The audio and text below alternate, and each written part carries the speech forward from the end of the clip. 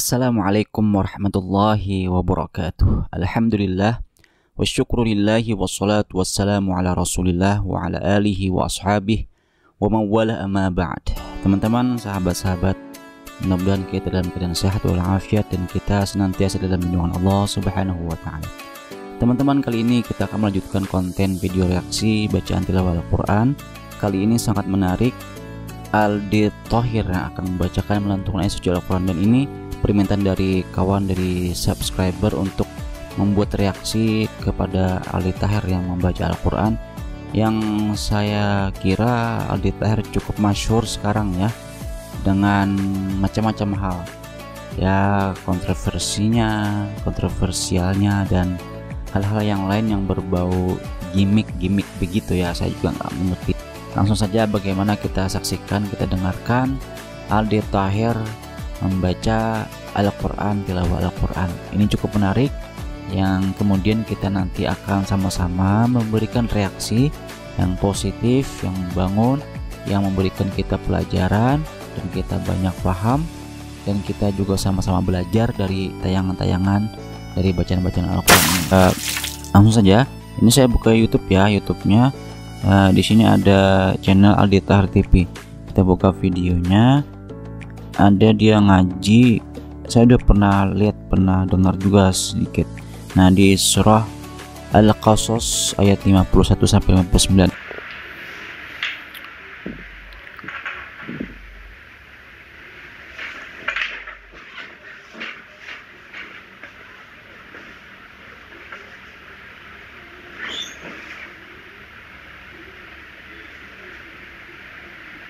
Juga ya. Ngajinya kapan ya? A'udzu billahi minasyaitonir rajim.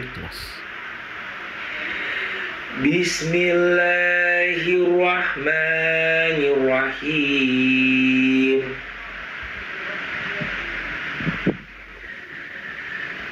Walaqad wassalna lahumul qawla la'allahum yatazakkarun. Allazina atainahumul kitaba min qablihi hum bihi yu'minun. Wa iza yutla alaihim qalu amatta bihi innahul haqqu mir rabbina inna kunna min qablihi muslimin.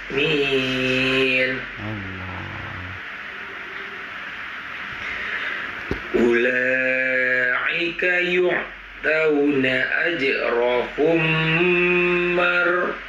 marrataini bima sabaru wa yadra'una bil hasanati sayyi'ata wa mimma razaqnahum yunfiqun. Subhanallah.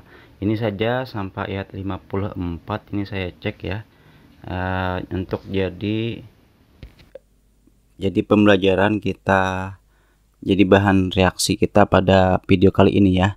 Oke, teman-teman, alhamdulillah, sebenarnya kalau yang saya dengar, saya simak, Masya Allah, bagus sekali Aldi Thohir membaca Al-Quran ini. Secara keseluruhan aku sih yes, kayak Mas Anang aja ya, kayak saya Dewan Juri. Nggak benar, saya mendengarnya bagus sekali, panjang pendeknya sedikit saja yang kurang-kurang. Cuman banyak permasalahan adalah yang paling umum, yang kebanyakan di sini saya temukan adalah makharijul huruf, huruf-huruf yang banyak kurang tepat, keliru dalam pelafalan huruf-huruf hijaiyah seperti huruf dha, huruf shad, dan huruf hamzah diucapkannya menjadi huruf ain. Kemudian juga yang paling cukup lumayan fatal adalah pembacaan membaca ayat tidak tahu di mana harus berhenti, kemudian di mana harus menyambungkan. Asal saja seperti membaca ayat, seperti membaca bacaan-bacaan pada umumnya yang bukan Al-Quran. Jadi sembarang kita di mana bernafas, di sembarang juga di mana kita menyambungkan. Nah, membaca Al-Quran itu tidak seperti itu, karena ada hal-hal yang kita harus perhatikan, di mana kita harus berhenti yang tepat, dan di mana kita harus menyambungkan atau kembali sedikit untuk kembali menyambungkan bacaan daripada ayat-ayat Al-Quran. Karena itu kan aturan-aturannya ada dalam ilmu tajwid. Nah, di sini dari ayat pertama kita bacakan saja ya. Dari a'udzubillahi minasyaitonirrajim. Huruf zalnya kurang sedikit halus. Dia mengucapkannya seperti huruf za. A'udzubillahi minasy. Lagi-lagi umumnya biasanya kebanyakan memang di teman-teman artis yang saya dengar ya, ada memang sebagian, banyak juga yang bagus-bagus, tapi banyak juga yang keliru pada pelafalan huruf yang bertasdid seperti huruf minasy, syai, seperti itu. Jadi semacam terpotong kemudian disambungkan syai, minasy, syai. Kenapa enggak direkatkan saja, ditekan minasyaito sekali nafas seperti itu ya. Kemudian bismillahnya saya dengar sekilas, saya simak bagus. Kemudian di ayat pertama di surah Al-Qasas di ayat 51 ini dia mengucapkan walaqad wassalna lahum. Jadi huruf dal dia tidak dikolkolahkan, tidak dipantulkan, walaupun memang pantulnya kecil, tapi tidak terdengar sedikit pun dia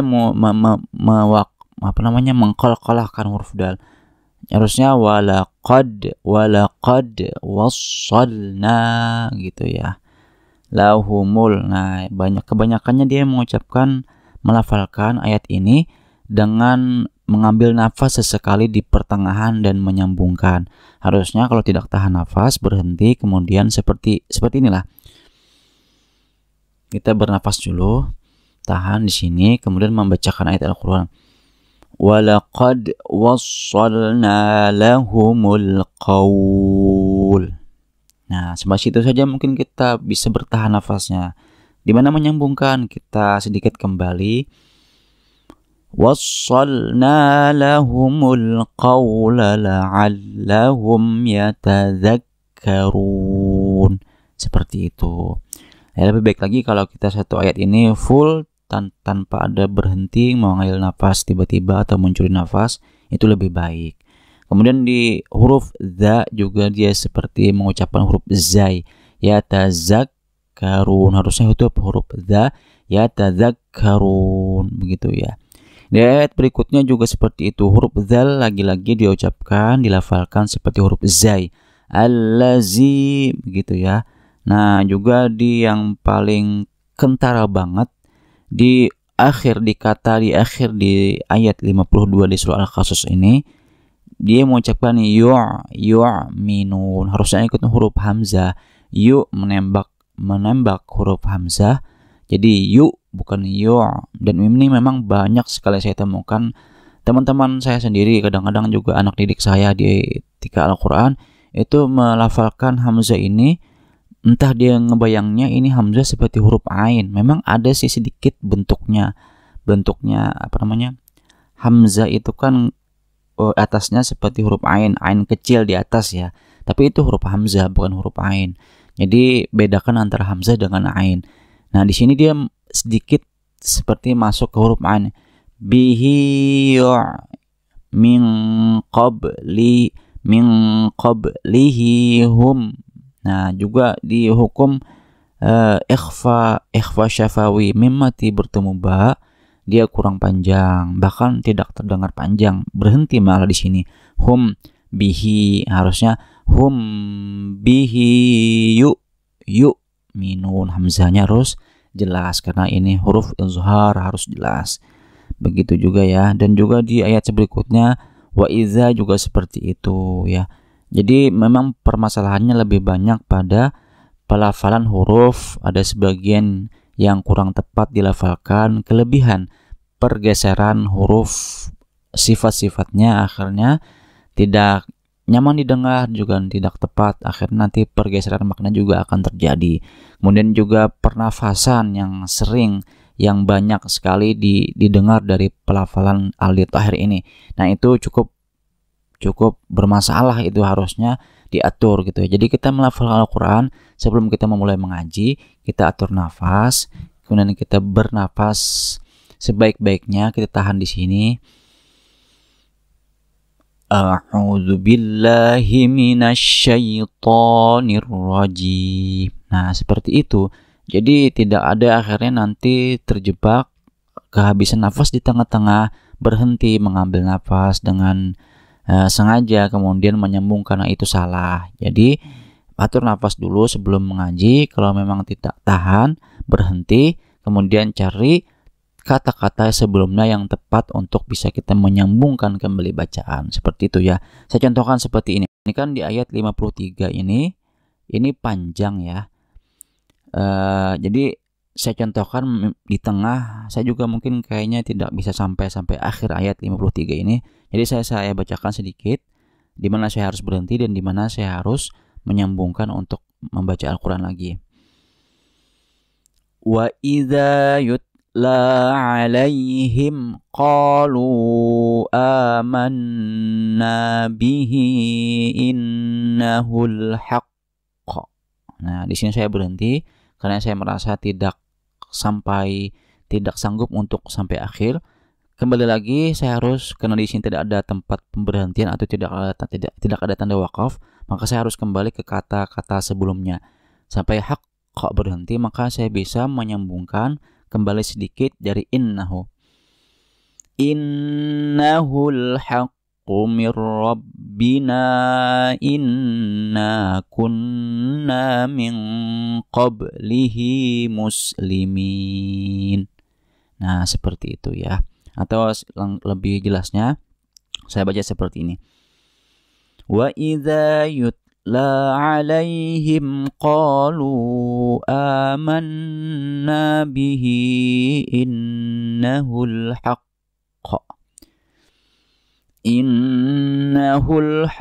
min rabbina inna kunna min qablihi muslimin. Seperti itu ya. Shadaqallahul azim. Nah, ini yang memang harus diperhatikan benar-benar, karena dalam membaca Al-Quran kita tidak bisa sembarang atau seperti kita membaca buku-buku umum buku-buku umum selain Al-Quran.